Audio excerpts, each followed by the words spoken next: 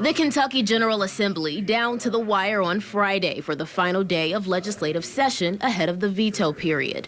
After kicking off in January, the home stretch is seeing heated debates on the House and Senate floors and last-minute efforts to pass certain bills, including lumping measures together and attaching controversial amendments. It's always an issue at the end of session. And the fact of the matter is, we have a very limited amount of time. House Speaker David Osborne filed a late amendment that passed in Senate Bill 61 Friday. The measure, related to swimming pools, now prohibits local government from setting density limits for short-term rentals. Local leaders worry about existing restrictions for Airbnbs and the affordable housing crisis in Louisville. What I really wish would happen is that some of the legislators pushing this would take the time to engage with our neighbors. Two other bills that saw additions and were combined with others in the 11th hour were House Bill 90 and Senate Bill 25.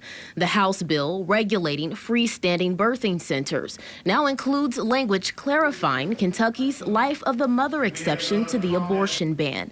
But abortion advocates are still not satisfied. We believe it is going to cause more confusion and actually tie the hands of providers in moments of crisis. There's still a lawsuit that is pending that we will await the outcome of, but that is, we took care of this as it presented itself. Senate Bill 25, addressing land use, was expanded with the provision with requirements to improve state government efficiency.